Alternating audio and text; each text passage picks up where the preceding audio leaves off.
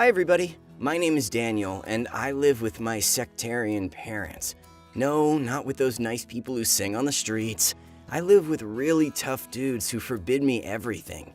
When I was a kid, I sincerely thought that I was a happy child. Me and my parents lived in a super safe community. There were a lot of kids and no one bothered us with total control. We could walk for hours, almost until dawn, do what we wanted, and play any game that our imagination could think of. The only thing was that all this was possible if you did your homework. It is clear that no one gave anything complicated to the younger ones, but everyone had their own duties, such as bringing water from the well, weeding vegetables in the beds, helping with the house cleaning, and caring for small animals, like chickens or rabbits. We lived on natural farming. That is, what we could grow everything ourselves just as a way of survival. I can't say we were brainwashed or anything. Yeah, I knew my parents went to a special house where they talked to other residents of the community and with the main dude who called himself a preacher. But kids were not dragged there, unless voluntarily. And then, when I got a little older, I started to notice that not everyone in this fabulous place is as nice and happy as parents and babies. Many of the older guys who are 16 or more behaved extremely strange. If I knew anything about psychology, I would say that they are angry and at the same time, afraid. But isn't our village the safest place? And then I finished junior school in the village, and my parents sent me to study further in the big city. And then it hits me. I was a teenager, and although I had never been outside the community before, I used my head not only to put the food there. So at first, I was scared. Yeah. Well, a big city, a lot of people running somewhere like an anthill, but not from above, but from the inside. Plus cars, appliances, phones. The big world in general is hard on the eyes and ears if you find yourself in it for the first time. You probably won't understand because you are used to it, and for me, all this nonsense was a miracle. And at school, kids looked like little cover models, dressed in beautiful clothes. Girls had some makeup and hairstyles with a good smell of perfume, fashionable notebooks and lunchboxes. And on the opposite side was me, wearing my dad's rags with a sack and a plastic bag, almost on the bark writing. Naturally, the first thing I did when I came to my parents was to ask them to buy me some normal clothes. And here is where the paradise island far from civilization gave the first crack. It turned out that materialism is an evil unworthy of a man, and that you need to appreciate what you have and be grateful. How could I be grateful if I was being laughed at? I looked like a scarecrow, but I also behaved a little better. But I couldn't complain either, because the preacher forbade it. Just for you to understand, the preacher wasn't forbidding something that was horrible and corrupting. No, my parents on his behalf forbade me to wear normal shoes, only handmade by Dad from genuine leather. The clothes were also homespun, made of wool or cotton, and Mom made them by herself. But if this can be attributable to the eco-world, how do you like the ban on the salt? What's wrong with salt? According to the parents' version, it's actually from the devil, and the food must be fresh and it should not cause a temptation. I don't know how I lived until I became 14 and I didn't phase out of my mind, because I noticed more and more contradictions between the way we lived and the normal, comfortable life of ordinary people. Well, like elementary, you cannot manually dig some huge fields, but quite buy a special car, or at least buy a horse. If we take care of the environment, it's still easier. But no, technology was banned. Medicine in the style of is not dead and well turned out to be one of the most severe deceptions. It turned out that in the world, there are medicines for fever and headaches, and if you suffer from a stomach, it is enough to drink a tablet and not chew burdock in the hope that you will heal. I also remembered our cemetery outside the community gate and asked myself how many of those who lay there could have survived. There were a lot of little things, but they were a lot less important than nothing. Like a little dosed-up sadism, like washing only in well water, so icy that I couldn't help wishing I was in hell and getting warm. You can live without a phone, without a computer too, but without a doctor? Well, you can also live, but not for too long. And when it all came to me, I decided it was time to rebel. I went to my parents and told them from the doorway that I no longer wanted to live like them. Staying in the community is their choice, not mine. which means I can choose what I like best. And that's when I realized why all the teenagers in our village were scared. They took me to the preacher and just left me alone with him. And at first, everything looked quite peaceful. He tried to tell me how to live and love, but then this. Of course, at school I was not particularly favored, but I was not a total outcast, so I knew something. For example, there are many religions, and that everyone chooses which of the ways to communicate with God is closer to him.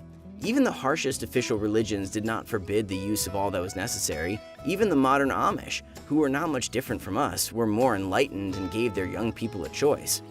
I answered all this to the preacher in his speech that it is good to follow in the footsteps of parents. Therefore, the preacher abruptly turned from the theory of good and love to the most common threats.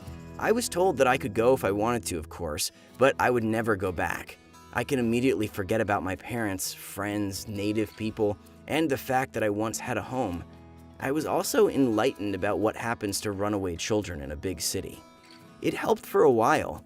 I really began to be afraid that I would just be thrown out into nowhere and without everything. And then, no, I knew about crime and other senior things we were told at school. But I was not afraid of mysterious maniacs, not at all. I was afraid of the preacher. We have lost people in the community before, and it was served in various ways.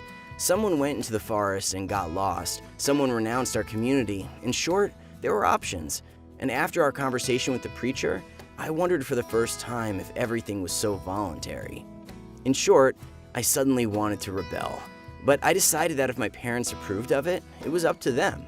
And I will try to build my own life, preferably safe and away from the community. My parents, at the suggestion of the preacher, forbade me anything at all. You cannot walk, you cannot stay at school. By the way, why I was not taken, I wonder. You cannot read books, including textbooks. You cannot communicate with other guys, especially with girls. It's easier to say that I was allowed to. You could sit in your room or be required to go to preaching or to pray more. At the same time, I was forbidden to use the school bus because comfort develops permissiveness, and I had to walk 10 kilometers in one direction 6 days a week. Any weather, in leather loafers instead of normal shoes. My life has become more like torture. Daily, constant torture for just thinking that what's going on is not right or healthy. Even when the punishment from the preacher was over, the parents decided that the idea was just a miracle and left everything as it is. And in this mode, I managed to learn, and in parallel, I was looking for contacts for different people. It was also difficult that there were only 10 students from the community in the school, and each one followed the others to report back. Whistleblowing was encouraged, and you could grab bonuses like a gift or an extra portion of food. But even so, almost at the limit of my abilities, I managed to contact the police and convey to the authorities the idea that people are being killed in our sect. Someone literally, and someone with all these stupid prohibitions and lack of help. And you know what I got in return? No way. I was contacted right at school and told that there was nothing they could do. The sect is officially registered, pays taxes, and in general, the documents look great. Even children here in school are enlightened. Yeah, except we're not allowed to read textbooks. And the police can't get me out of there alone. My parents are responsible and capable. There's no family violence, I'm fed and trained, and sectarianism is no surprise to anyone now. Time is such. Wait for the age of majority. Anyway, I haven't studied since. I don't know how or why, but my parents, through a preacher, made a certificate that I was being transferred to homeschooling in order to not detach from spirituality. This is a quote, if anything, and began a full plate. If this is what heaven looks like in my parents' world, then I can have a place in hell. It's warm and smells good, because from that moment on, I was stripped of everything, all in all, including clothing and bedding. They fed me once a day with something dubious, and I had to sleep on the stone floor and wear only a thin linen shirt. Sometimes I was allowed to sit in the yard, but it would have been better not, because it was winter and the house was cold, and the street was a nightmare. I was not allowed to talk to other people.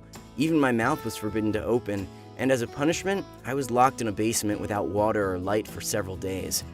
In the end, I just ran away. The police wanted domestic violence. I have it. From my appearance and pneumonia, it was clear that I was never okay at all. Only I didn't go to them anymore. I went straight to the guardianship service and demanded that my parents be deprived of their parental rights.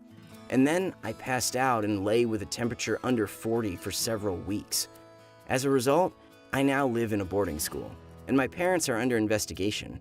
The community did not help. The preacher even gave some interview about strays from the herd and something about the wrong understanding of love. I think he just didn't expect me to be able to escape, and then corny merged. I don't want to remember everything that happened to me just because it's really hard. And I advise you, if you are offered a paradise on earth, run immediately, without hesitation. There is no heaven on earth. There is only hell and devils, which are covered with beautiful words. Write in the comments what hard sects you've encountered. Share my story with those who may be trapped. And be adequate. Please learn not to blindly believe other people, because it can cost you your freedom or your whole life.